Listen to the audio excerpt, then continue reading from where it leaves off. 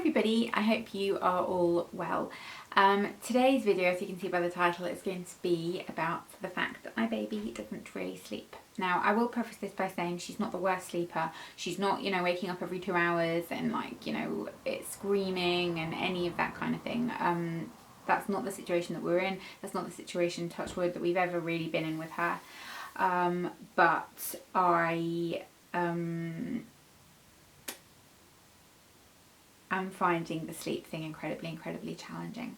I was expecting the no sleep thing when she was a newborn, and everybody does that thing, don't they, where they tell you that once they get to 12 weeks it gets a bit better, once they reach 6 months it gets a bit better, once they start weaning it gets a bit better.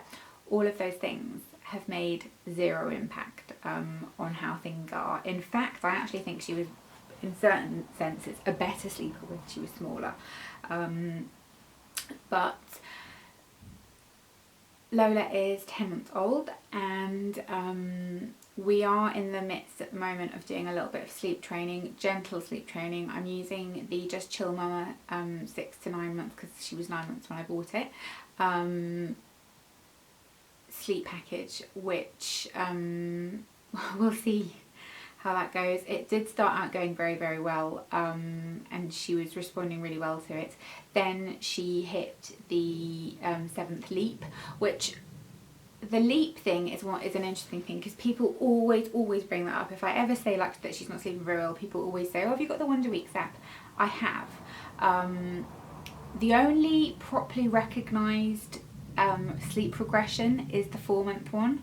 Everything else a lot of experts will say to take with a pinch of salt, but I kind of noticed pretty much to a day when it happened, so I don't know, we'll see.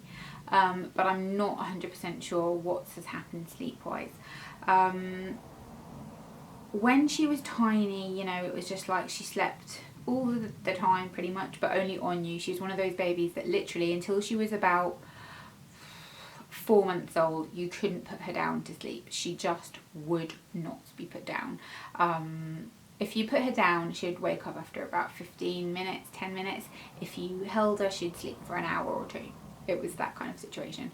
Once she turned about 4 months, it did get better.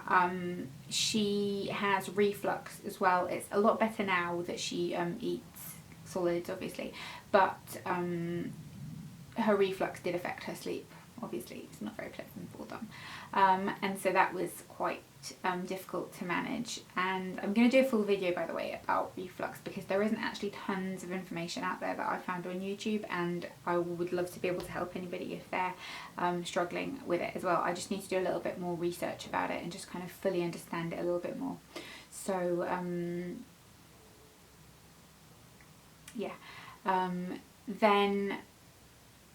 around 4 months she started, you could put her down, and I think there was one night where she slept for 6 hours, and I was like, oh my god, this is amazing, we're on the verge of a breakthrough, she's gonna sleep.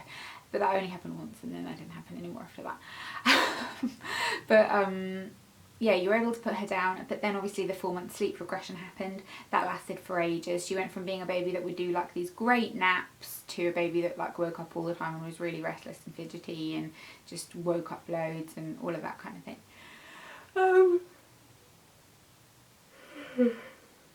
Sorry. Then since that point, it was just very hit and miss. Just before she turned 6 months, she went into her own room, because I thought that maybe the fact that it was in the summer and it was very hot in our room, because the boiler is in our room, so I thought the heat might have been bothering her a little bit. And when Paul would come in from work, obviously later on at night, that was kind of disturbing her and things like that. So I put her in her own room. Again, that's one of those things that everyone says, don't they? Oh, once you put them in their own room, they sleep so much better. My kids slept from, the amount of times people do that. My kids slept from 7 till 7. My kids never slept from 7 till 7. But people always say that, don't they? So she went into her own room and her cot. Didn't make much difference at all. A lot of people did the dream feed thing. I had a friend whose daughter from about 6 weeks old slept through the night with a dream feed. The dream feed thing never made any difference to Lola. I've tried it a bunch of times at various points, did not make any difference. She'd still wake up at the same time. She'd wake up whether or not she'd have it, and she wasn't massively interested in it anyway. She's always been a very good eater. Like during the day she'd have sufficient amount of milk. Now she has 3 meals, 3 bottles, and she has like a banana as well. She's a very like healthy appetited baby. Yeah, so all of those things that people always suggest, like have you tried swaddling? That helps. She didn't like being swaddled, it didn't help. Loads and loads of those kinds of things. She's very particular as well. Like for example, she does not like wearing a grow bag, which frustrates me so much because they're so much easier, they're so much safer.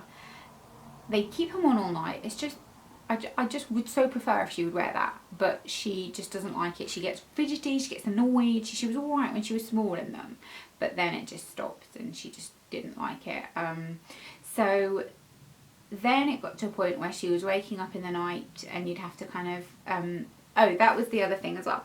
How she was going to sleep is something people always ask.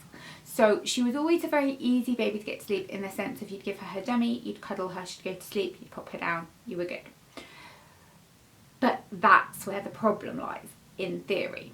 They say that if they don't know how to go to sleep independently, how are they going to know how to go back to sleep when they wake up in the night? Which I get the logic behind that, and it does make perfect sense to me.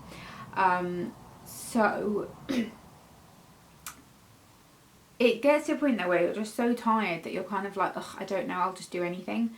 So we were getting up like a lot, and then it got to a point where she stopped having milk in the night because she didn't want it. She wasn't fussed. She was having enough in the day and she was eating solids and everything like that. But she would still wake up and you'd have to cuddle her back to sleep. Then the cuddling her back to sleep thing stopped working, and then it got into the point where she was sleeping in bed with us for, I don't know, probably about like 3 months or something like that. She'd go down in her cot first thing and then would wake up at some point in the night. It could be on a bad night at 10 o'clock, on a good night at 4 o'clock. There was no rhyme or reason.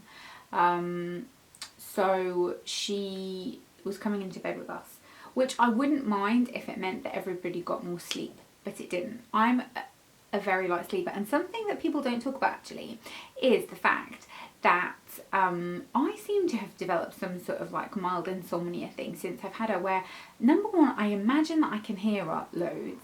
Paul always laughs at me about it. He's like, no, there's nothing there, I don't know what you're talking about. That. And also I think it's like, it's every single night I don't have like a restful restorative sleep. Even if like I go to bed at like 9:30 and she doesn't wake up until 4, which does happen occasionally, that sleep's not like a restorative I'm asleep sleep.